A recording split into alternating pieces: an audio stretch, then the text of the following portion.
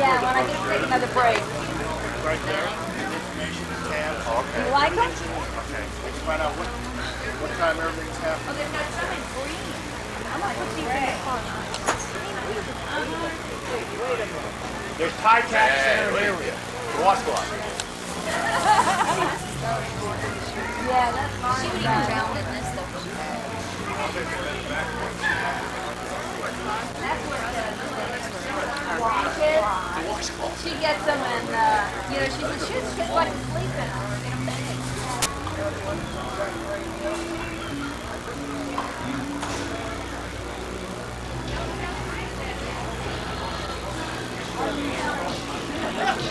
No, but what I'm saying, I have these people here, and they are here all day. And they run the booths for me. I cannot do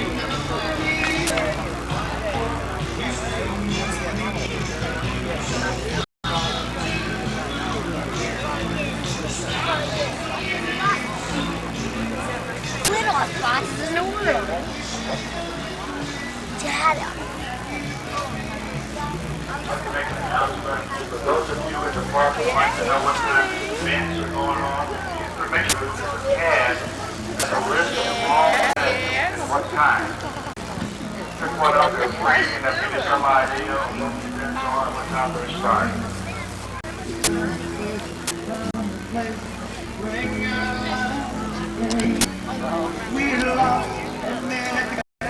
Name Salem?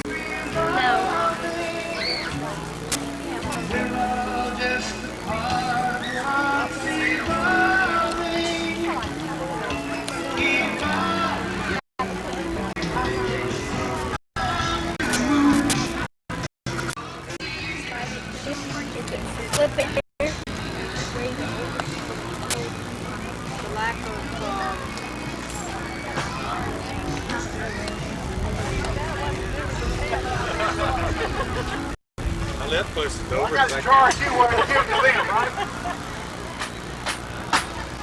I'm closer to Mango than to Dover. Oh, really?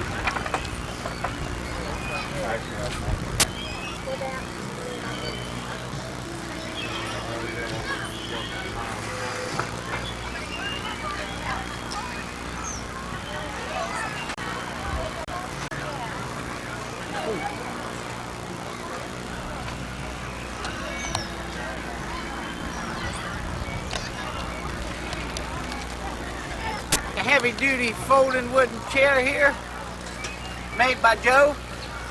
The chair is fold right up. Take them right with you. We make them out of pressure-treated lumber for $45. We have the unfinished for $35. We make the heavy-duty picnic tables, built to last, and the heavy-duty chairs. Have the little ones, even good for grown-ups. Little kid to have it all his life. We make them out of Safety Harbor, Florida. If you're interested, come on down to the Rattlesnake Festival. What'd you do? How'd you have Something that big, you know, like a rabbit.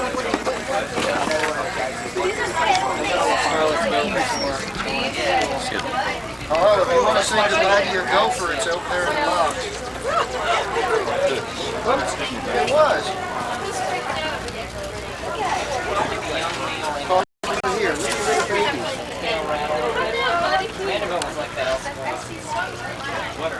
Where'd you get this thing, Bill?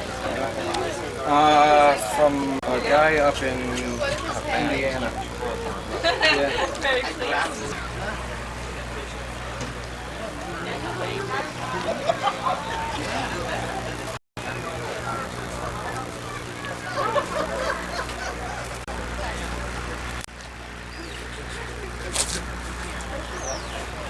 Can you get this picture of that thing here?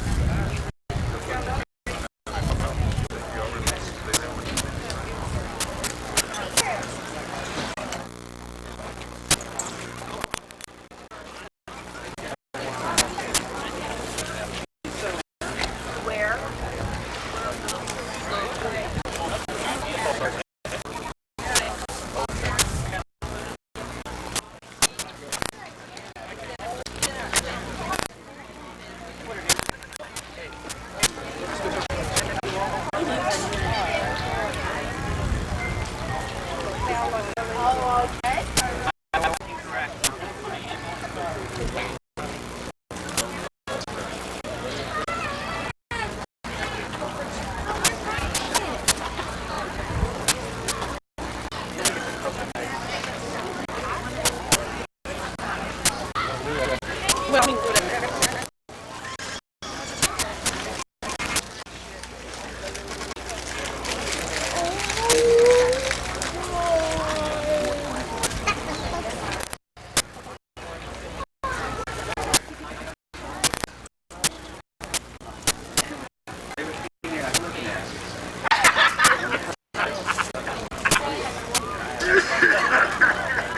couldn't think of anything.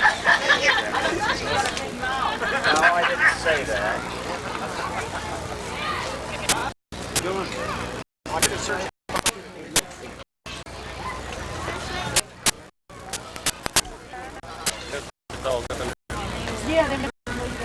When we go to the fair,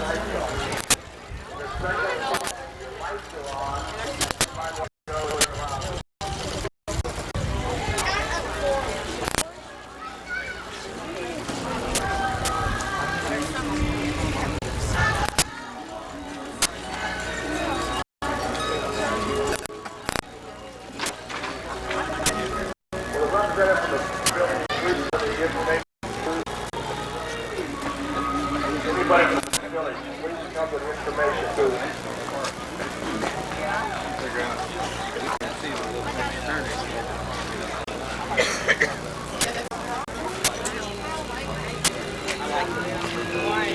It's only 3 moving pieces, that's it.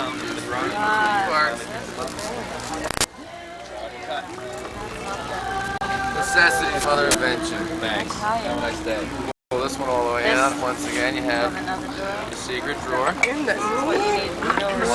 Robbers that don't have patience to deal with this stuff. And slide that and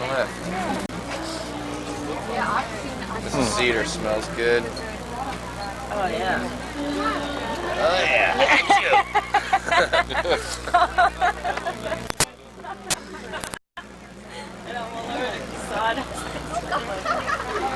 It's all jewelry boxes. I'll give you a little display with it. They all have some kind of little secret drawer in the back of a drawer. This one has that style, and this one has a little different style, pub top on it. They all have some kind of little puzzle on it. This one slides off this way, this slides off that way, and then there's another big deep well for another part of a jewelry box. This is made out of cedar. nice little ring box, 15.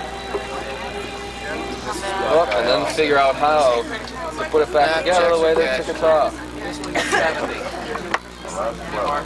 They're all a little bit different, but they all have some of the same features. All the prices are marked on the back of the bottom drawer. This one's $200. They range anywhere from $5 on up. These are all $15, these little puzzle boxes right in front of you. Yep, that's a little heart puzzle box. That one to your right slips up. This piece slips up. Then that piece slides either to you or to away, whichever comes off easier. If it's the jam, go towards you.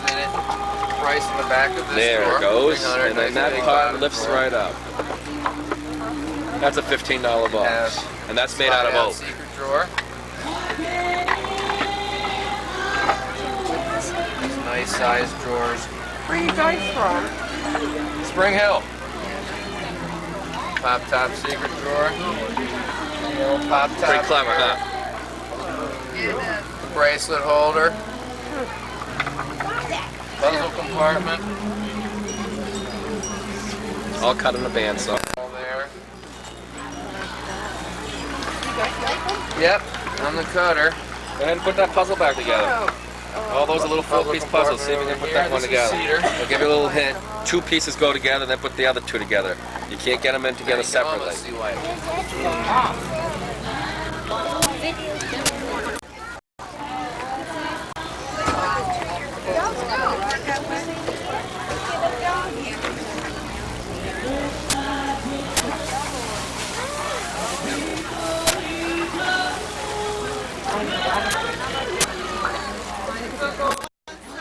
don't want to go look.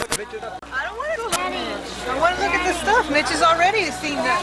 Pat has seen him Costco.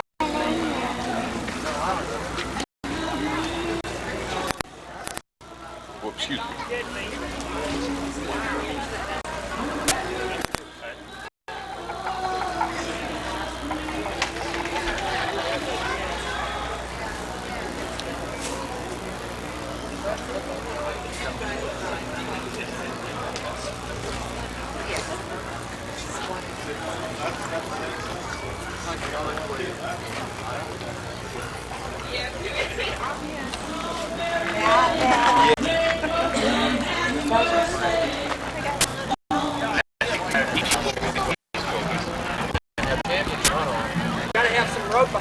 Each race winner will get one of these beautiful trophies. Those who don't win the race will get a nice ribbon. At 3:30, we will have the winners compete for this beautiful trophy sponsored by the Bellamy Brothers. It's a beautiful trophy. At 3:30, the race, whoever wins the race at 3:30 will be awarded that trophy. I see they're shortening up the lane a little bit. Yeah. In lane 1, Joey Bednar is racing Speedy. In lane 2, Eric Cook is racing Bennett. Lane 3, Johnny Johnson is racing Dopey. In lane 4, Chris Hanley is racing KB. In lane 5, AJ McClellan is racing Simon. In lane 6, John Kutch is racing Lightning. In lane 7, Dwayne Jarman is racing Sting. In lane 8, Chuck Daniels is racing Michael. In lane 9, Travis Thomas is racing Alexander. And in lane 10, Jaston Texton is racing Fasty. The winner of the timer. Who got the timer? Two on the starting line.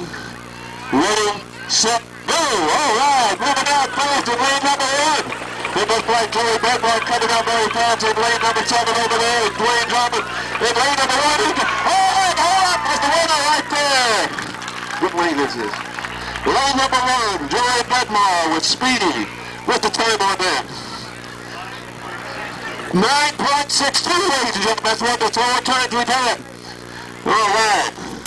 Everybody will get a ribbon and Joey will get a nice trophy.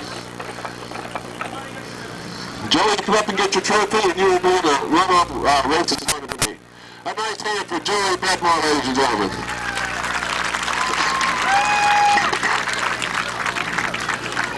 Joey will be back at 3:30 for the runoffs.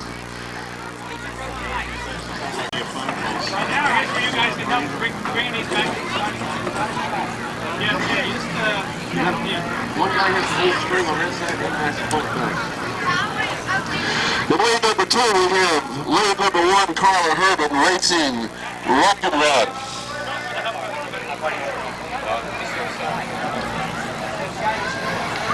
In lane number 1, Carla Herrmann racing Rock and Rod. In lane 2, Kerry Thiman racing Seaman. In lane 3, Matthew McCullough is racing Lightning. In lane 4, Mark Watson racing Dummy. In lane 5, Bill Kolansky racing Blaze. In lane 6, Cameron Anderson racing Sneely. Good Lord. In lane 7, Jimmy Caracciolo racing Brian. In lane 8, what's Jonathan's last name? 8. Jerapat. In lane 8, Jonathan Jerapat racing Ninja. In lane 9, Kathleen Dolly racing Cootie. In lane 10, Jayla Kaletson racing Brain. Looking good, ladies and gentlemen, looking good. You have to do who won the race later on in the afternoon. We have plenty of time for registration when we finish this series of races. We'll have 2 other series before the runoff, and there'll be plenty of time for registration. Did somebody give everybody a ribbon? Yeah, they did. All right. Looking good, looking good. Just to make sure, in lane number 1, Carla Herrmann racing Rock and Rod. In lane 2, Carrie Thiven racing Cinnamon. Lane 3, Matthew McCullers racing Lightning. Lane 4, Mark Watson racing Dummy. In lane 5, Bill Kerensky racing Blaze. In lane 6, Cameron Anderson racing Sneely. In lane 7, Jimmy racing Brian. In lane 8, Jonathan Jarapat racing Ninja. In lane 9, Kathleen Dolly racing Cootie. And in lane 10, Jalison racing Brain. Are we ready with the timer? You kids all ready to go? On your mark, get set, go! All right! Moving out fast in lane number 6 is Cameron Anderson racing Sneely. It looks like between lane 6 and number 7 and lane 7 we have Jimmy Grant racing Brain. In lane 8 it looks like coming up very fast is Jonathan Jarapat. Looks like lane 8 looks like a run out 3, and the winner over there in lane 8. Is that 7? Is that 7 or 8? Lane 8, that's Jonathan Jarapat racing Ninja. Come on over, Jonathan, get a nice trophy. The rest of the boys and girls will get a nice ribbon for having you participated. Jonathan, lane 8. Here you go, honey. You'll race again at 3:30 for the Grand Championship. 16.09, ladies and gentlemen, was the time. That's one of our smaller races. A nice hand for Jonathan on that timing.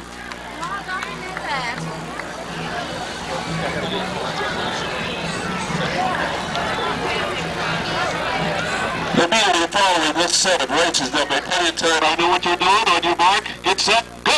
All right, jumping up fast. In lane number 4, we have Scott McDaniel racing Flash. In lane 3, he's coming ahead with Tristan Anderson with George. Lane 3, it looks like he's going to win. Lane 3's coming up. Some of them didn't get off the starting line. Hold up and look pretty good. All right, number 1 over there. Hold up in lane 3, Tristan Anderson. All right. Okay. Lane 3, Teresa Anderson, come up and get your trophy, honey. You'll be racing at 3:30 for the Grand Championship. The rest of you will get a nice ribbon. 16.31 was the time of that race. This is one of our slower races. We're all very good. There we go, ladies and gentlemen. Jumping out fast in lane number 6 is Bradley Buckman racing Boo. In lane number 10, we have Jade coming up fast racing Jade.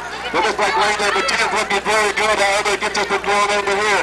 Oh, lane number 10's held up. Here we got lane number 5 coming up now. We've got Bradley Buckman racing B. Now they're going again. It's going to be very close. We have lane number 3 over here. Looks very good with Tommy Watson racing Lefty. However, number 10 is coming up very fast. It's going to be a very close race between Jade and Buddy. There's the winner over there, lane number 10. What's that last name, Jade? Jade Schreiberger. Come over and get a nice trophy, Jade. All right, did a nice job. Very fast, very close race.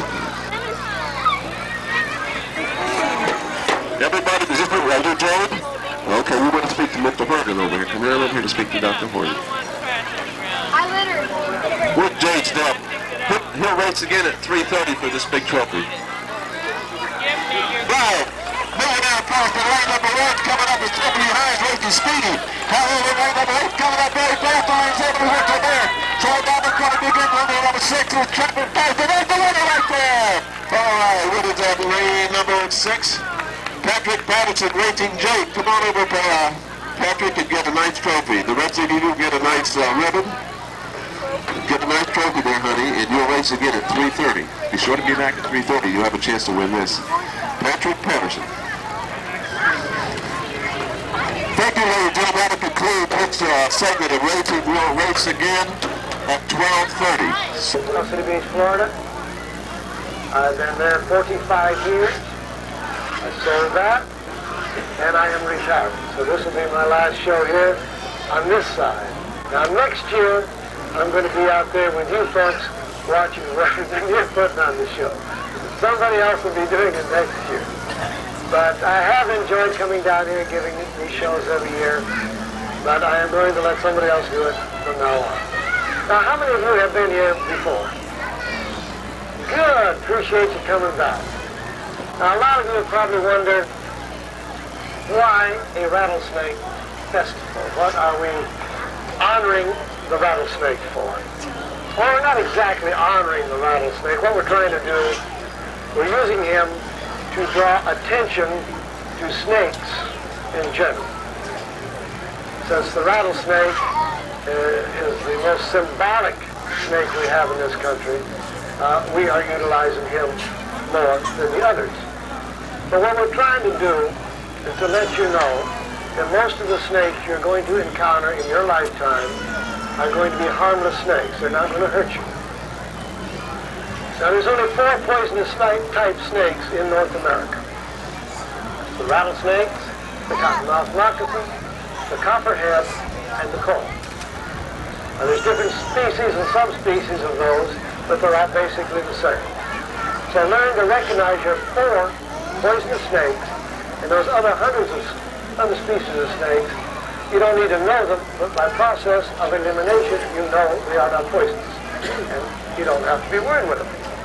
Now, if you get up in the morning and you find a rattlesnake in your patio or a cottonmouth, he represents a distinct danger to you and your family. In that case, he should be destroyed. But if you are out in the woods and you see a rattlesnake or a cottonmouth, that is his woods too.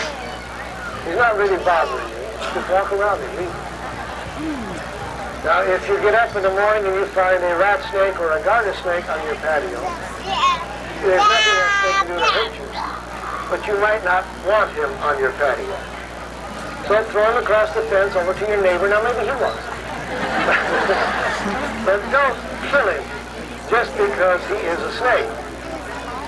I mean, if you don't want him in your yard, well, take him out, put him in the woods someplace.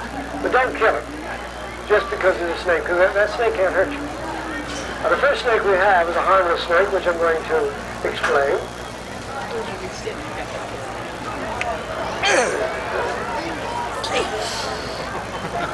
Okay.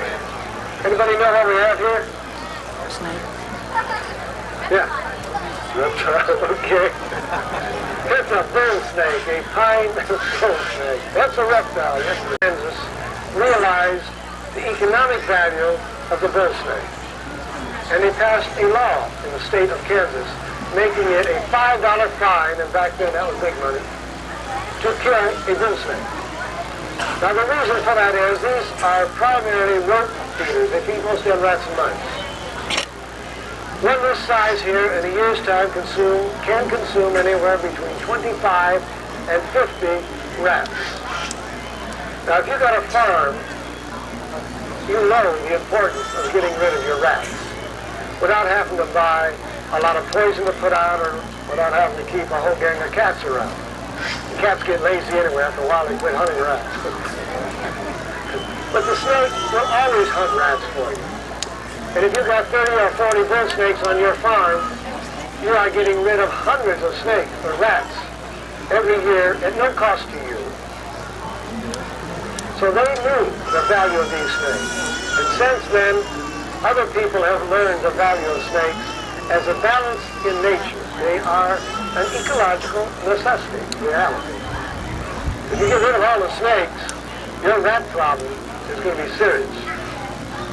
We've already got rid of most of the other things that eat rats, your hawks and your owls. Got rid of their habitats too. There's nothing out there much to control your rodent population. Your snakes. Keep your snakes. Now, these snakes do bite. Now, they're good pets. Most all harmless snakes do.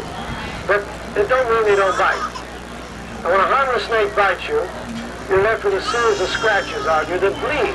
Very good. They do a lot of bleeding. So that's good. But the saliva in the snake's mouth is an anticoagulant. So you're going to bleed a lot. So if you get bit by them, wash it off, put a little iodine on it, keep out infection. And if you're the real nervous type, you might want to take something internally to settle your nerves. There's nothing in this snake that can hurt you. Nothing. So there's no reason why you should go around and try to hurt it. It is helping you, not hurting you. That's your typical harmless snake. Now we have a few poisonous snakes here.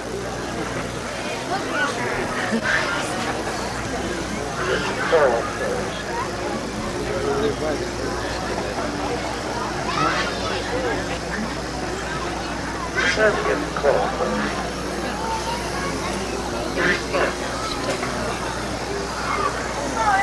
Oh, it's a little. Now what do we have here? Right. Now the coral snake is the most toxic snake we have in North America. They're a rather small snake, but they do get about 4 feet, but they're very slender. They're subterranean. They spend most of their life living underground. They have a very difficult time biting you, even though they are highly toxic. Most people that are bitten by coral snakes are not envenomized. The snake has to grab a hold of you and chew his poison in. He doesn't strike or inject it in. He chews it in. And most people just don't let him chew on it. Which is a good idea. If the snake should bite you and get a hold of you, jerk him off instantly, and you'll probably have been bitten without getting any venom, which most bites end up that way. Now, there's effective antitoxins for the bite, so if you do get bit by a coral snake, don't just give up and say it's all is lost. Go ahead, go to a doctor, a hospital, and they can give you the antitoxin for it if you need it.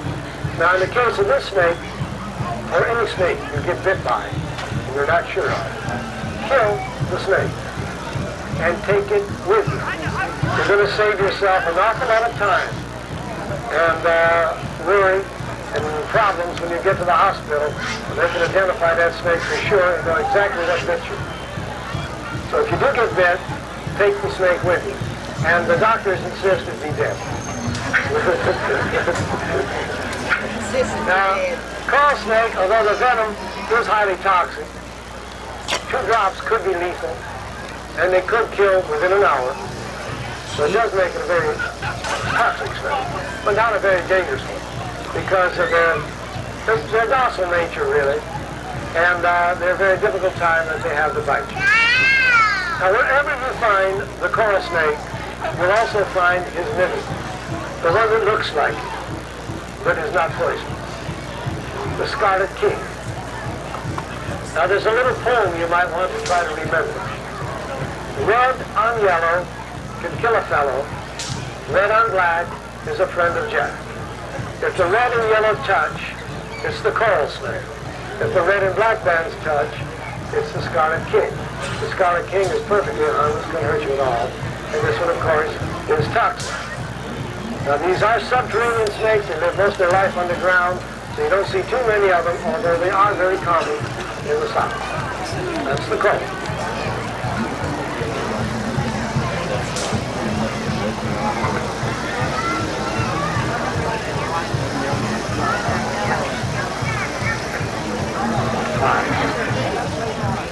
Now what do we have here? Pygmy rattlesnake, that's right. Get those his names. This is a little pygmy or ground rattler. Now he is a rattlesnake. He's got rattles. He's poisonous, and he rattles his tail too. But in order to hear it, you got to put your ear right up next to it. And I don't recommend that. You can get an awfully sore ear that way. But he is toxic, but not fatally, and an adult does not require hospitalization or antitoxin. A child would require hospitalization and possibly antitoxin, but generally not even antitoxin on this bite. They're very common. They're not afraid of people. And they got a bad attitude problem, too. They're very quick to bite. And you'll find around your flower beds, around the houses. They even get into houses. But they're not dangerous to that extent.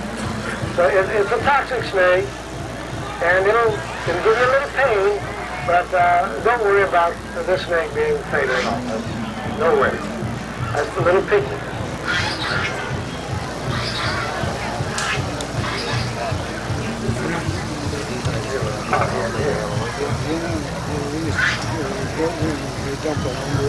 Now here's another poisonous snake that does not range this far south. Now we do have them up in the Panhandle on the Georgia-Alabama line, but they don't range this far south. But they do range throughout the entire rest of the eastern and midwestern part of the country, and they account for more snake bites in this country than any other snakes, but no fatalities. The copperhead has the weakest venom of the 4 poisonous snakes. He is not, there's no recorded deaths of an adult from a copperhead bite, from the effects of the venom.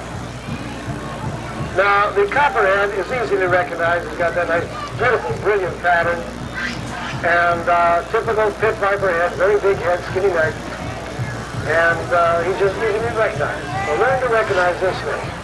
That's the copperhead. They only get about 3 foot long, so they're a small snake, but they are generally cause an awful lot of snake bites in this country. That's the copperhead.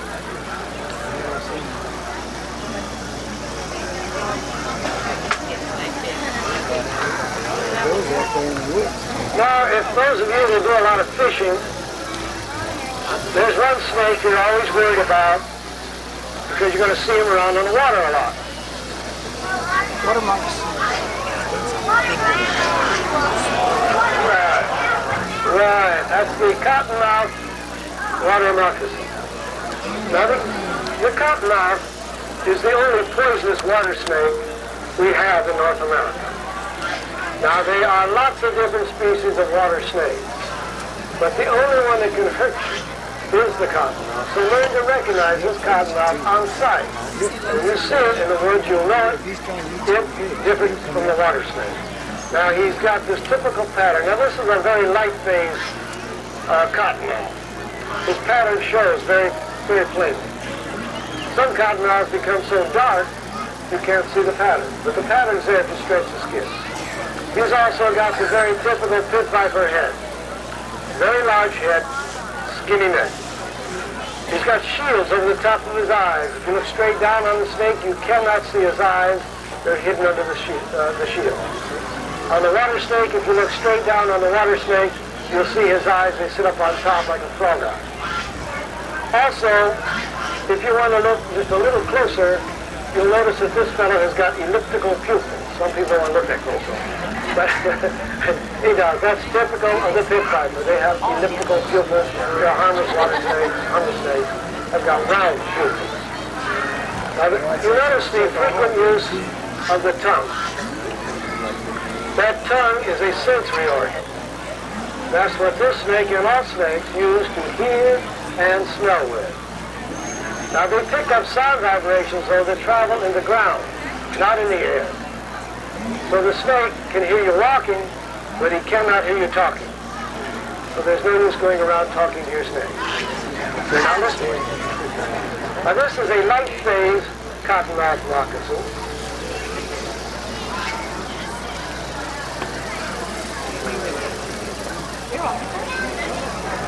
And this is a dark phase cottonmouth moccasin. Now, there's no difference between this one and the other one.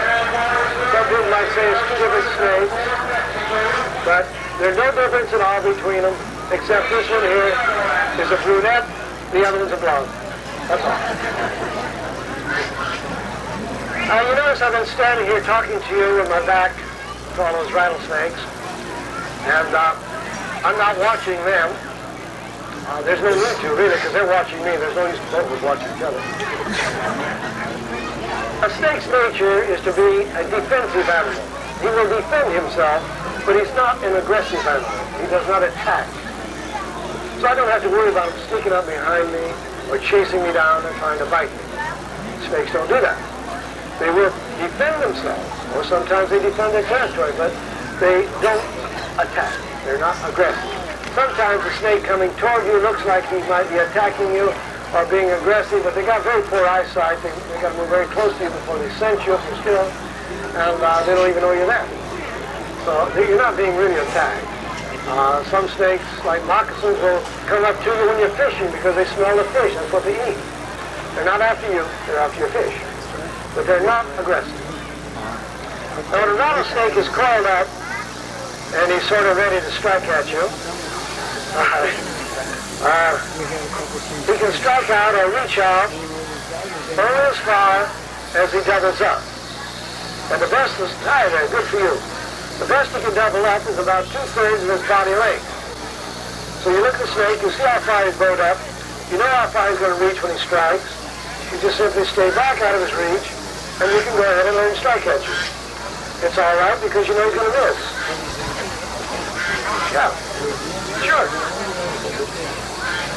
Now you notice he's rattling at me and he's striking at me, but he's also moving away from me, which is their nature. They don't want to fight. They want to get away. In order to get a fight out of the snake, I must push it. I must come to him. Then he strikes out to defend himself. But that's the way he should do. That's the way I hope he do. That's what I'm counting on him to do anyway. Now, we use these snakes that are in here for the commercial production of venom. And when we milk snakes commercially, we milk 10 snakes of the same species in a beaker like this one.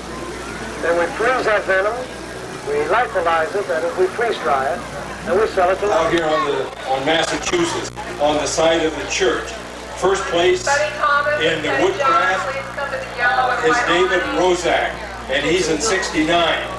The best of the show was number 71, and he's over on the corner, the outside corner of Massachusetts and Maine, and he is David Nieder, and his prize is $250, and the other prizes were $150. So if you get a chance, please stop and look at it.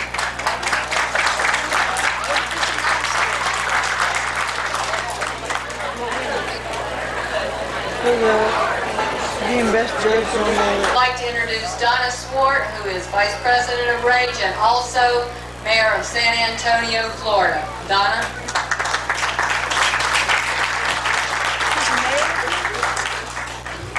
Thank you very much. I too would like to welcome you to San Antonio this afternoon, and I hope you are having a good time. You know, there are a lot of people who work very, very hard to put this festival on. And of course, I'm sure most of you are aware that this is the 25th year for our festival. And so I hope if you see anybody in a red shirt this afternoon that says Rage Official on the back of it, you'll express, you know, how you do feel about our festival and maybe give them a big thanks for all the work that they have done. At this time, I'd like to read a proclamation from the city of San Antonio. Whereas the San Antonio Rattlesnake Festival will celebrate its Silver Jubilee on October the 19th, 91.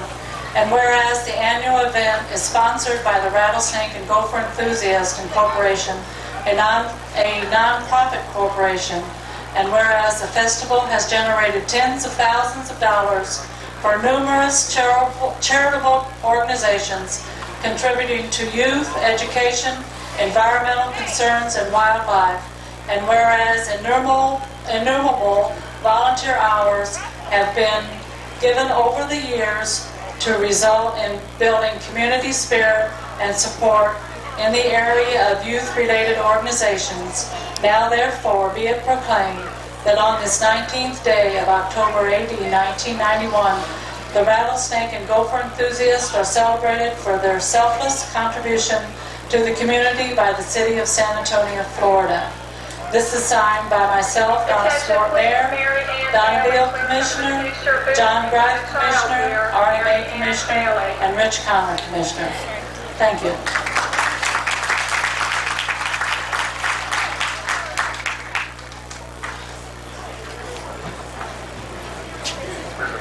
Because this is our 25th anniversary, SABV, I need ice desperately, especially in number 4 booth. Please start there. because I teach history at St. Leo College, I've been called upon to give you a 60-second history of the San Antonio Rattlesnake Festival. This started in 1967 and was founded by the San Antonio JCs, which used to be a very active group in this community. We had about 25 members on the books, but only about 10 or 12 were particularly active, as I suppose is typical of most organizations. And previously, our major event of the year had been a rodeo.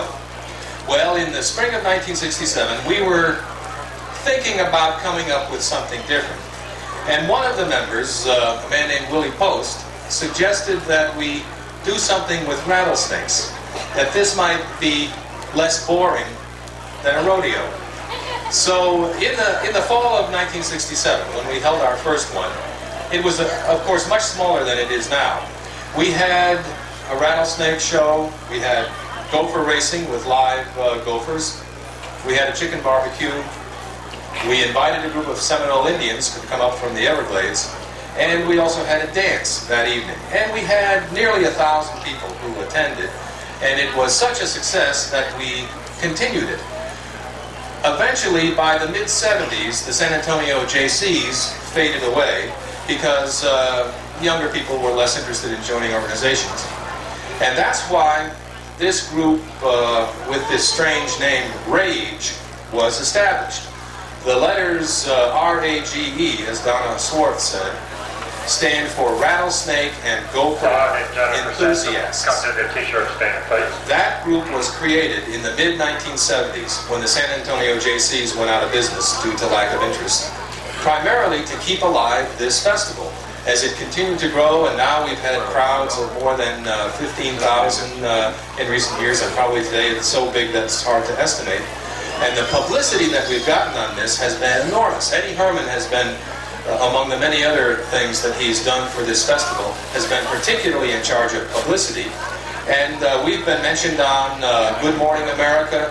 The Tonight Show mentioned us a few years ago. We even had a film crew from Japan come here to take films of our festival. So that what began as a relatively small operation put on by the San Antonio JCs has now come to be one of the most important community festivals in this part of the country.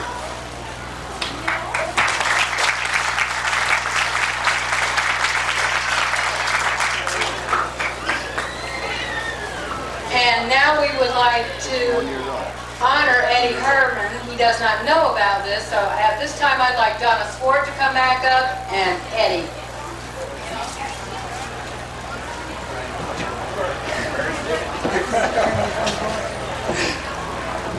Well, this is Eddie Herrmann, and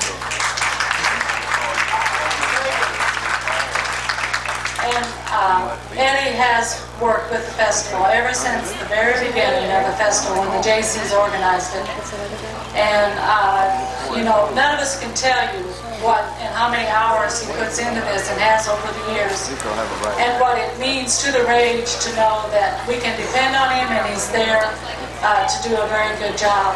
At this time, I have a resolution, this time instead of a proclamation, from the city of San Antonio that I'd like to read.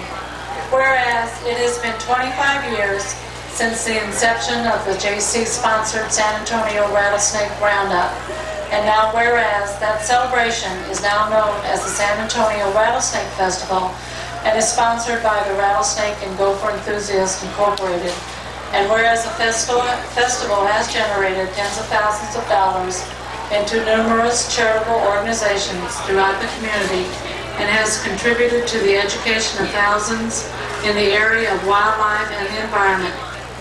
And whereas Eddie Herrmann was a co-founder of the event and has continued to work diligently for the past 25 years to ensure the success of the festival, and whereas Eddie Herrmann has been active in the church and community work and has served the city of San Antonio as its mayor in 1974 and 75, now therefore be it resolved that on this 19th day of October, AD 1991, the occasion of the Silver Jubilee of San Antonio Rattlesnake Festival, Eddie Herrmann shall be recognized for his untiring efforts for the community.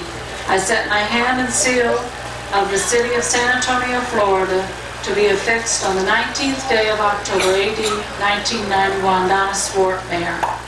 Also, I'd like to tell you that this is Eddie and Patsy. Patsy, where are you? Because I know that, you know, Patsy Herrmann, right. This is Eddie and Patsy's 36th wedding anniversary.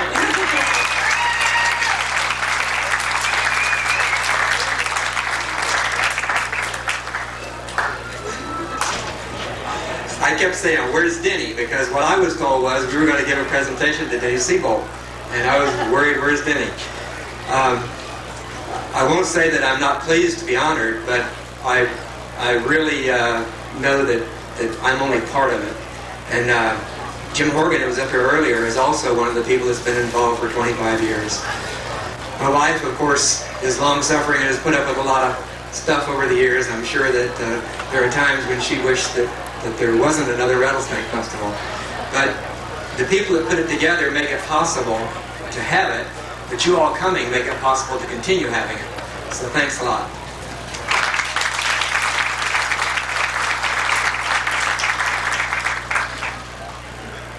Hello, my name is Herrmann. This is my father. We also have another proclamation. My little boy. We also have another proclamation here for you from the state. Okay. Whereas the San Antonio Rattlesnake Festival will mark its Silver Jubilee on October 19th, 1991, and whereas the Rattlesnake Festival and Gopher Enthusiasts, a non-profit corporation, sponsors the annual event, and whereas the Rattlesnake Festival has resulted in raising tens of thousands of dollars, and whereas Eddie Herrmann is a native of San Antonio, has received his education in local schools, has been a vital force in church and community activity, has served as mayor of San Antonio, and is co-founder of the original Rattlesnake Roundup, now named Rattlesnake Festival. And whereas Eddie Herrmann has worked diligently over the past 25 years to foster community spirit and support, especially in the area of youth-related projects, now therefore be it resolved by the Pasco County Legislative Delegation on behalf of the Florida Senate and House of Representatives that Eddie Herrmann is hereby recognized for his contribution to the San Antonio Rattlesnake Festival and the community of Pasco County at large. The Pasco County Legislative Delegation further directs that this resolution be presented on the 19th day of October, AD 1991, and it's signed by the Pasco County representatives.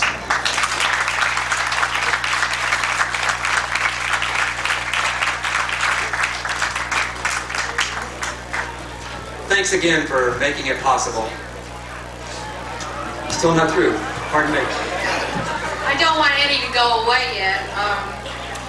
First, I would like to tell you, we don't have any county commissioners here today, but I'll read it by title only. Resolution by the Board of County Commissioners of Pasco County, Florida, honoring Eddie Herrmann as a founding father of the Rattlesnake Festival and the International Championship Gopher Races. Eddie?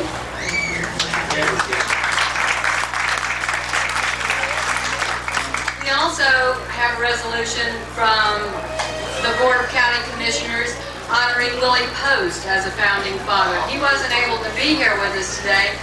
I have never met him. I certainly would like to meet him. I've heard wonderful things about him. And anyone that names their son Cypress Post has got to be a fantastic person.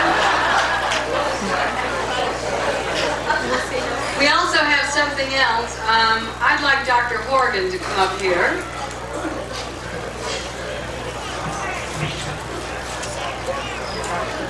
Dr. Horgan, this is an appreciation for your continued dedication to this event every year, especially for your efforts with the Gopher races, now the Gopher Race Games, leading up to and including this 25th Rattlesnake Festival Silver Jubilee. We, the members of RAGE, make this presentation to Dr. James Horgan on this third Saturday in October 1991, and I would like to thank him very much.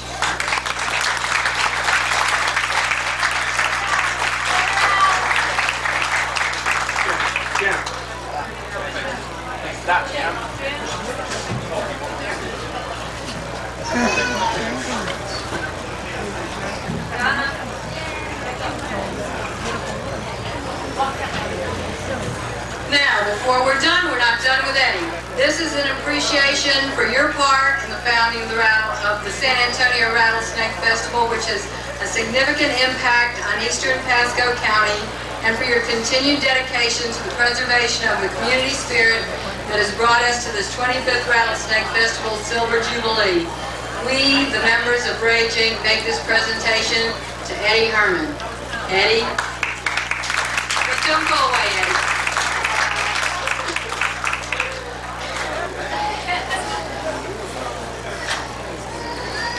There's a lot of local talent in this area, and Peggy Beeford, a local artist, did some drawings for us, and we would like to present this also to Eddie, which we've had a really hard time. He comes to our meetings, and we've got to sneak around his back to do this, and it's real hard when you're a generalized busybody like Eddie.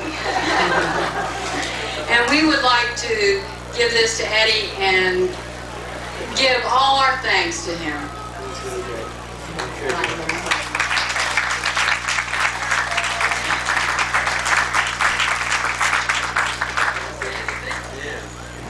Well, I'm never at a loss for words, known for that, but almost. I really can't say how much I appreciate this. We all have an ego, and I guess I do really know that I want you to know that I appreciate it. Thanks very much. I've enjoyed every minute of it. I know that some of you think I'm a little crazy sometimes with my attention to some of these things, with the detail I want to go into with making everything as perfect as possible, but it's great fun. Thanks especially to Bets.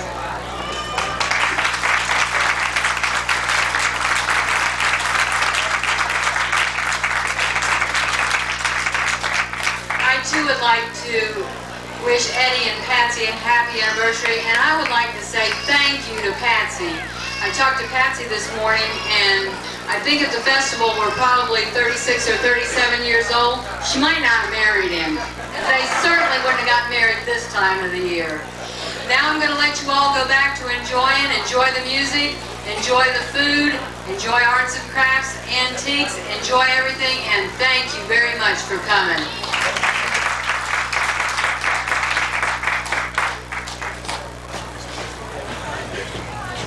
Howdy doody. This song is about the roundup. I got the idea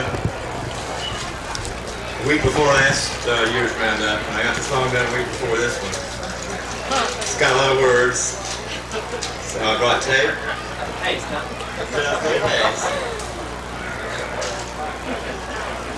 Get this thing up here.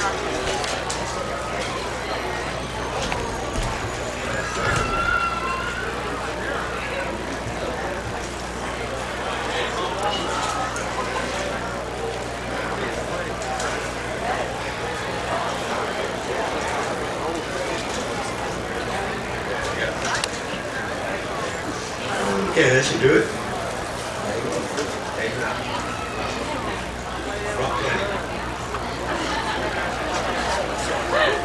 Anyway, this song is about Rupert the Rattlesnake.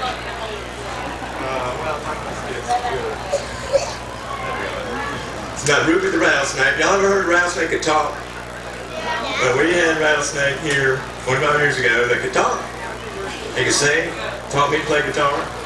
His name was Rupert. I know because he said that's what his name was. And he got away from us, and we've been looking for him ever since, and that's kind of how this roundup thing got going. So this is the truth. It's just a little, but... Well, something special's happening. It's going to be happening here. Third Saturday in October now, each and every year. In San Antonio, Texas, they raise cattle, don't you know? But in San Antonio, Florida, rattlesnakes is what we drove. So come on, the Rattlesnake Roundup, there's so many things to see. There's down-home cooking and country music, and the go-for races are free. So take your fathers, your mothers, your sisters, your brothers to tell every living soul. In San Antonio, Florida, we're gonna snake, rattle, and roll. Well, the roundup started years ago, in case y'all don't recall. So I brought this old guitar with me to sing this song to y'all. Whoa, it's about a talking rattlesnake who really was good-hearted, and it was all because of him our rattlesnake roundup started. Well, Rupert was a rattlesnake. One day he made a bad mistake. He crawled into the town of San Antonio, and though he never meant no harm, his presence caused a great alarm. A rattlesnake that liked to talk was headed for a no. Then a long man named Willie Post, who was a bit braver than most, pulled out his gun but didn't need to cock it. He said, "Let me see some ID, son." Rupert said, "I ain't got none. In fact, I haven't even got a pocket." Then two townfolk named Joe and Eddie, honest men whose nerves were steady, put Rupert in the pokey for a term of 90 days. Well, the jailhouse was full, you see, so they put him in a cell with me. You should have seen the look upon my face. Well, old Rupert was a lot of fun. He swore he'd never bit no one. He loved to sing along when I would play this old guitar. He'd shake his rattles musically to make a three-part harmony. If he'd have just been better looking, he'd have been a singing star.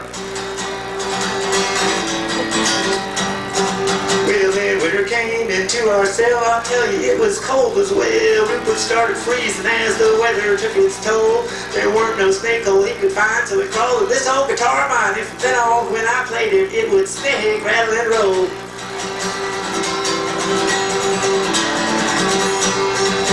Well, on the day they let me out, Rupert made his jailbreak. They looked for him and every gopher hole, and they looked by every lake, but they never ever found him yet. That is how we wound up celebrating the San Antonio Ford Rattlesnake Roundup. And though they've searched for years and years, they never had a clue. So I hope you'll keep a secret that I'm about to tell you. Cause while they hunted everywhere, they looked both near and far. They never thought of looking here inside this old guitar. So we're still sneaking around the road, and in the town of San Antonio, this old guitar still makes music like the world has never known. Glad to see y'all here today. We're gonna have some fun. San Antonio, Florida folks are #1. So now you know my story and my special secret too. Hope you'll keep it to yourself, don't give them no clue. Cause while they hunted everywhere, they looked both far and wide. They never knew old Rupert was hiding here inside. Here with Macho, come, let's have some fun, you'll see just what I mean. We got the hot that are kicking this guitar, picking this people you've never seen. Well, in San Antonio, Texas, where they got that Alamo. In San Antonio, Florida, we got snake, rattle, and roll.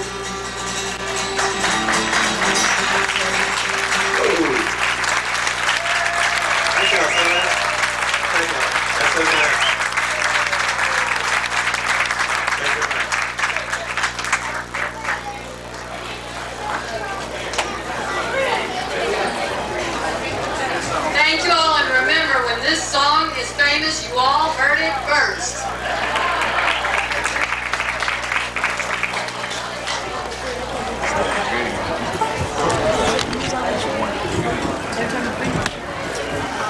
Okay, this next band coming up to entertain you has been many years ago when I was 23. I was married to a widow who was pretty as could be. This widow had a grown-up daughter who had hair of red. My father fell in love with her and soon they two were wed. This made my dad my son-in-law and changed my very life. But my daughter was my mother cause she was my father's wife. To complicate the matter, even though it brought me joy, I soon became the father of a bouncing baby boy. My little baby then became the brother-in-law to dad, and so became my uncle, though it made me very sad. For if he was my uncle, then that also made him brother of the widow's grown-up daughter, who of course was my stepmother. I'm my own grandpa. I'm my own grandpa. It sounds funny, I know, but it really is so. I'm my own grandpa. My father's wife and had a son who kept him on the run, and he became my grandchild, for he was my daughter's son. My wife is now my mother's mother, and it makes me blue, because although she is my wife, she's my grandmother too. Now if my wife is my grandmother, then I'm her grandchild, and every time I think of it, it nearly drives me wild. For now I have become the strangest case you ever saw. As husband of my old grandmother, I'm my own grandpa. I'm my own grandpa. I'm my own grandpa. It sounds funny, I know, but it really is so. I'm my own grandpa.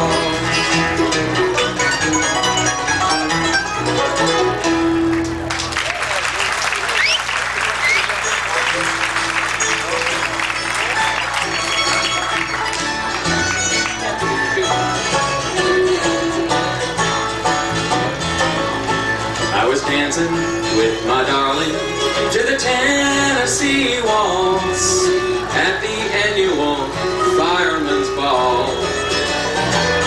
All the people, they were staring because my girl was wearing a newspaper dress, that was all. Oh, she had comic strips from her knees to her hips. Where her wall ads were, I can't recall. Then her dress It caught on fire, and it burned her entire front page sports section and all.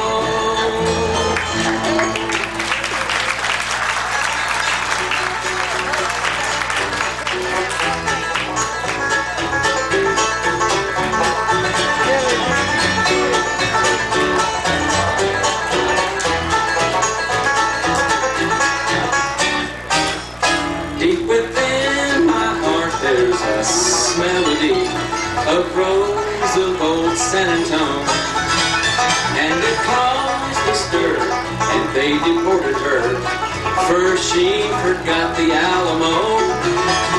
Oh, her hair reminds me of the deep blue sea, not wild, not wavy, it just makes me sick. It was plain to see that her anatomy was beaten with an ugly stick. She was picking cotton in old Mexico and plucking chickens to make some dough. Headed for the border, riding on a horse. Then that cotton-picking chicken plucker came across out behind the pawn shop. There we met and kissed. I tried to get her alone, and I took her out in the moonlight and mist. My rose of San Antone.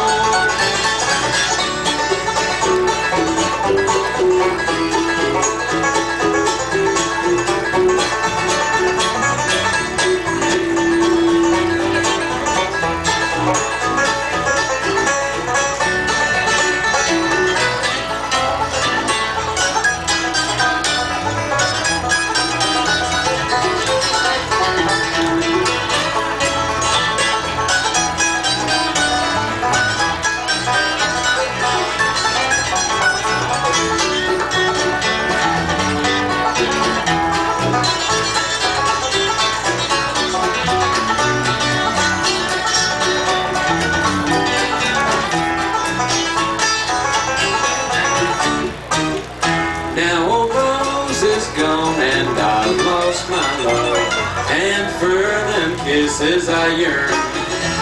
Now I know she's with the angels up above, 'cause she was just too tough to burn.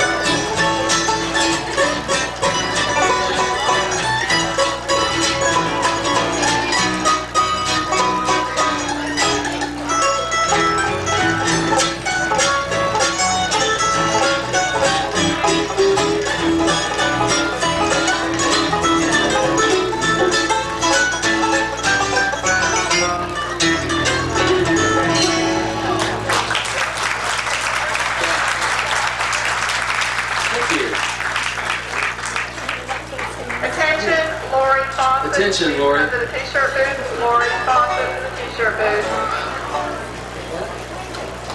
Also, Michael Mann, please come to the t-shirt booth. Michael Mann. My sister Kathy's going to sing one for you now called Bubblegum Baby.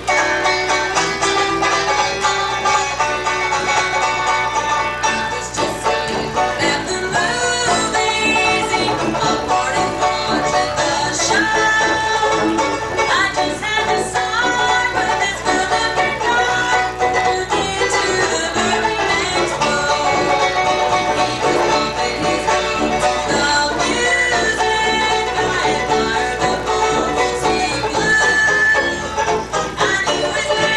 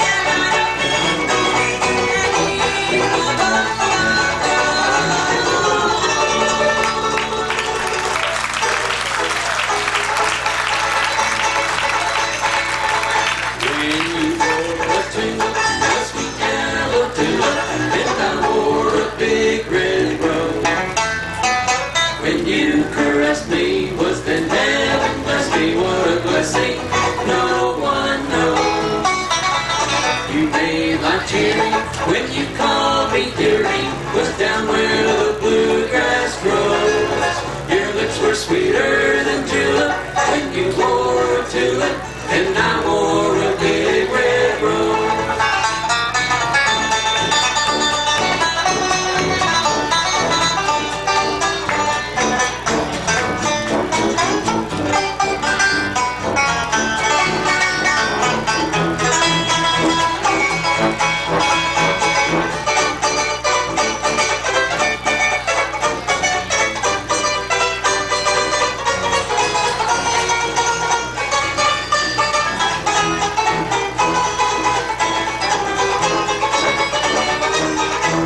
I met you in a garden in an old Kentucky town.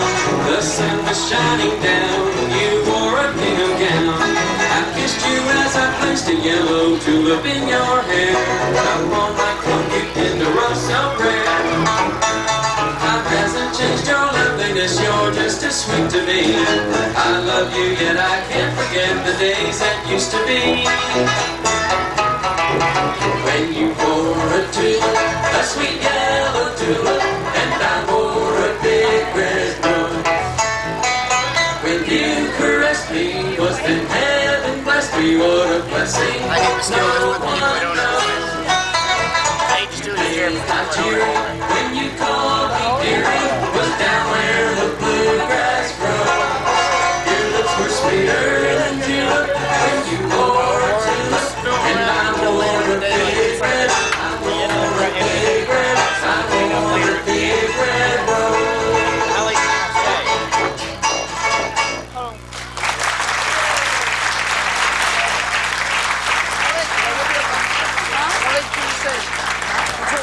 Okay, Mike wants to do Uncle Machero's. First time he's ever made a request. This is what you would call an internal request. This is one he learned off of our album, but the most important part is the third refrain where I played it. We've already had it. You haven't met that. I don't want you to know that. I'm sorry.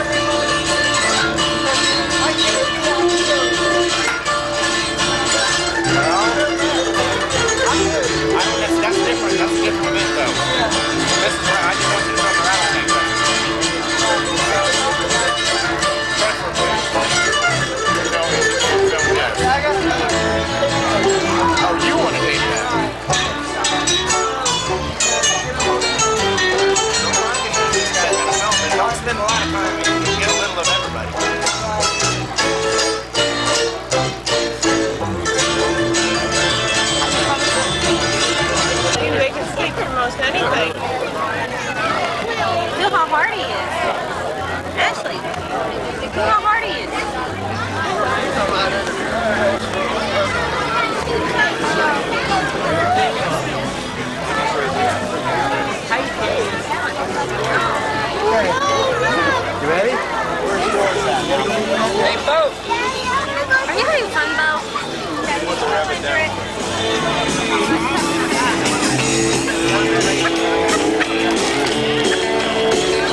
There you go, Bo. You gotta get us too now.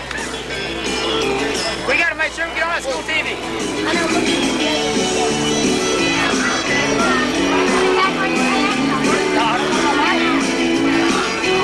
Hey, cool breeze, man.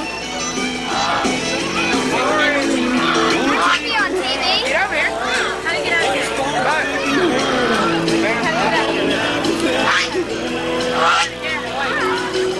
Come on.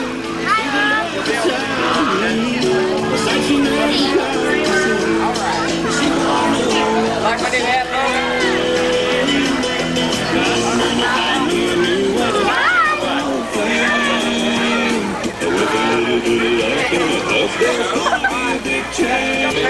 Hey, bud. How you doing? We're here. Hey! And it was a ball. Man, we had so much fun. Tell me. It was fun. You should have been. And if you was, thanks for coming. And if you wasn't,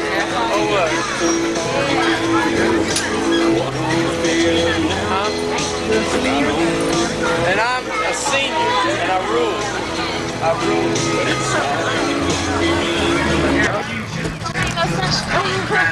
I believe aerobic dancing has improved